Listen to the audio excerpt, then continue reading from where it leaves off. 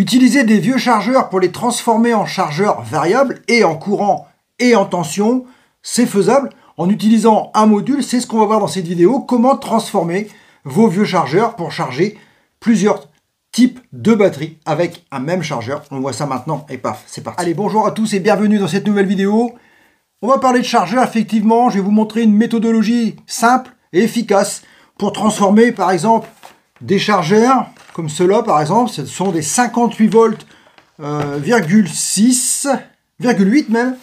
Et on va voir qu'avec ce genre de chargeur, on va pouvoir, là c'est un 5 ampères, là c'est un 2,5 ampères, et bien on va pouvoir charger toutes les batteries inférieures à cette tension, que ce soit des batteries de 48 volts nominales, de 36 volts nominales, 24 volts nominales, même pourquoi pas 12 volts nominales. On va pouvoir le faire avec ces chargeurs en utilisant un module, et c'est ça la vraie révolution. Vous allez voir comment c'est facile. Alors, si on regarde sur AliExpress, on retrouve le produit. Ici, on voit la page sur laquelle vous allez pouvoir trouver cet article. Donc, c'est un baisseur de tension qui va vous permettre justement de pouvoir baisser la tension. Une tension d'entrée comprise entre 0 et 70 volts et une tension de sortie entre 0 et 60 volts. Le courant de sortie peut aller jusqu'à 20 ampères, soit 1200 watts. C'est vraiment très performant. Vous allez pouvoir ici aller dans la description du produit et pouvoir avoir ici la présentation ainsi que toutes les informations. On voit ici la tension d'entrée, donc je vous ai dit 0, mais non, c'est 6 volts à 70 volts. Le courant c'est 20 ampères, la sortie c'est 0,60 volts. On a ici tous les éléments qui vont vous permettre de comprendre comment il fonctionne. C'est vraiment très simple, mais c'est vraiment important de lire les paramètres avant de se lancer. Surtout, faites bien attention aux polarités avant de connecter l'appareil. Il y a quand même la possibilité de se tromper de sens et de griller tout. On a ici, donc, dans la zone, ici, on a les petits switches qui permettent justement de faire des codes pour donner une tension de sortie, cette fois-ci fixe et non réglable. On va voir un peu plus loin comment ça fonctionne. Il suffit d'actionner, on va le voir ici, normalement. Alors, on voit ici que les voltages fixes sont de 5 volts, 9, 12, 24, 36, 48 et 60. Et ça se travaille avec donc une multitude de combinaisons de codes. Voilà, les codes sont ici. On voit donc ici les trois switches vers le bas. Les trois switches, donc là, évidemment, les trois switches vers le bas, il n'y a aucun, on est en réglable. Ensuite, ce code-là donne du 5 volts, celui-ci du 9, et ainsi de suite. On voit ici le tableau qui résume comment mettre les switches de manière à obtenir les tensions désirées. Cette fois-ci en fixe, hein, on est bien d'accord. Donc ça ne correspond pas à la recharge de batterie, donc ça n'a pas un grand intérêt, sauf si vous avez besoin d'une tension constante de 36 volts, de 48, de 5, peu importe. Vous voyez que c'est vraiment faisable. Pour le reste, je vous laisse regarder ici le réglage. On l'a vu et on va le voir dans cette vidéo, comment cela fonctionne. Le système, la communication des boutons. Ici, vous allez pouvoir lire facilement, tout est bien expliqué. Vous allez pouvoir comprendre comment cela fonctionne. Alors voici le module avec lequel vous allez pouvoir abaisser la tension de ces différents chargeurs et régler aussi le courant de sortie. On a donc un circuit tout simple avec ventilateur. Ici on a un display avec donc 1, 2, 3, 4 boutons avec l'appui du potentiomètre et le potentiomètre. On va voir comment ça fonctionne. On va commencer par le brancher sur le chargeur ici puisqu'on a deux chargeurs. Ici en 58 volts,4 2 ampères et demi et 58 volts,8 5 ampères. On va commencer par le 2 ampères et demi, on va le connecter ici, hop. On va mettre ici le module en route avec le bouton on off ici, hop, voilà.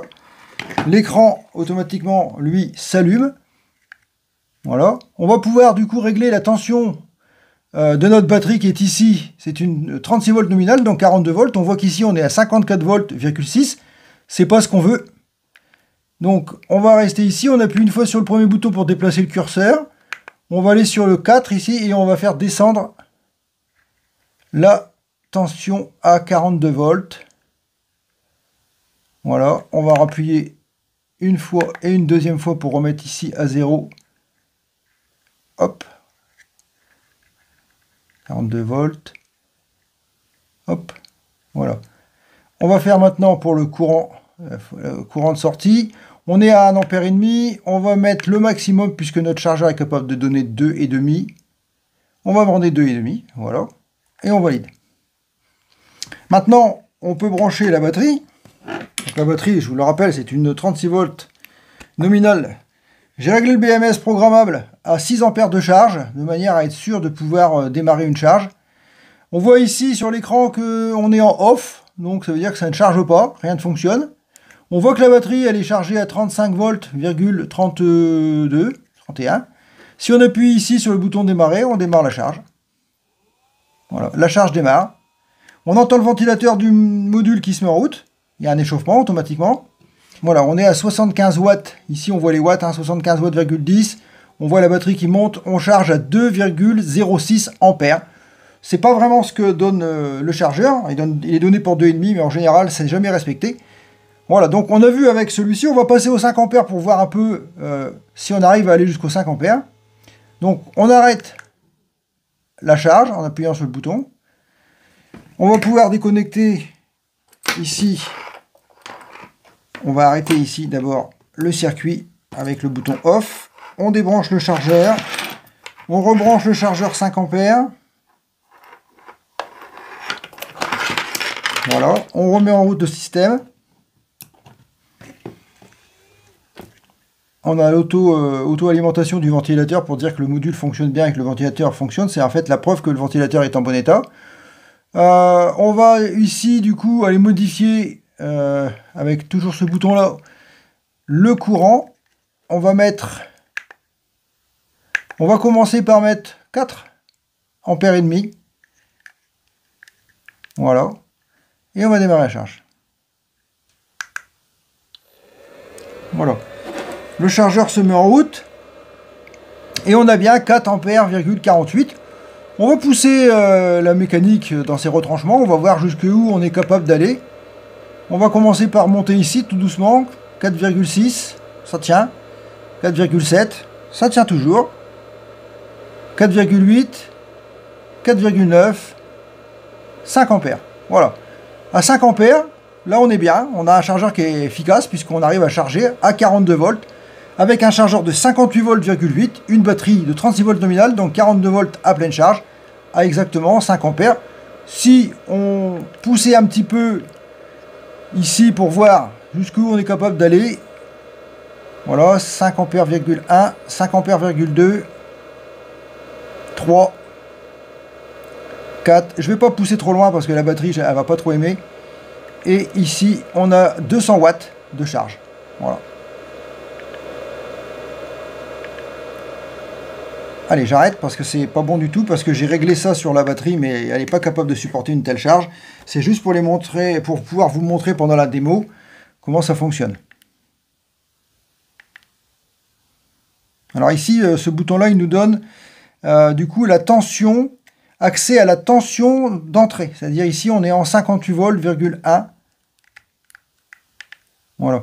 Et ça, c'est la tension de la batterie. Et ça, puis ici, on a 58 volts,6. C'est la tension qui sort du chargeur. Voilà. Vous avez vu comment ça fonctionne, hein, c'est pas compliqué. Ce module-là, vous allez le trouver sur AliExpress. Et puis, vous allez pouvoir faire un boîtier ou me demander de vous en faire un pour pouvoir avoir un boîtier à interposer entre votre chargeur et votre batterie.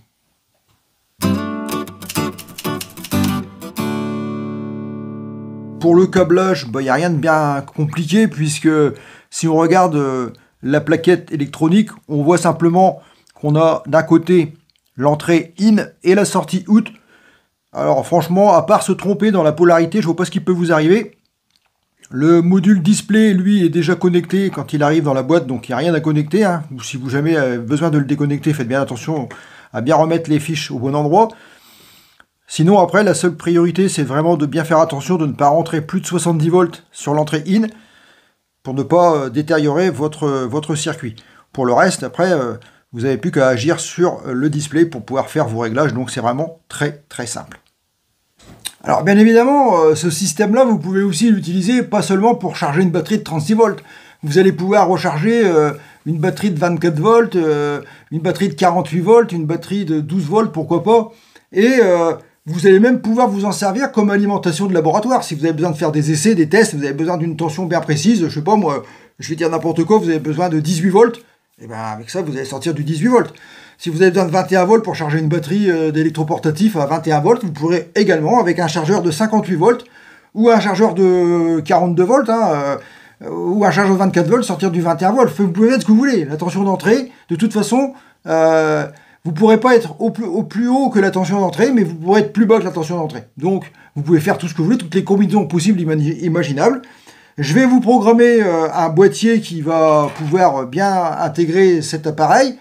Et puis, il suffira de me donner la connectique de votre chargeur. Si votre chargeur, il est dans ce style-là, il suffira de mettre sur le boîtier une fiche comme ça, ou alors peut-être faire un boîtier multifiche avec plusieurs fiches sur le même boîtier pour pouvoir mettre plusieurs sortes de chargeurs.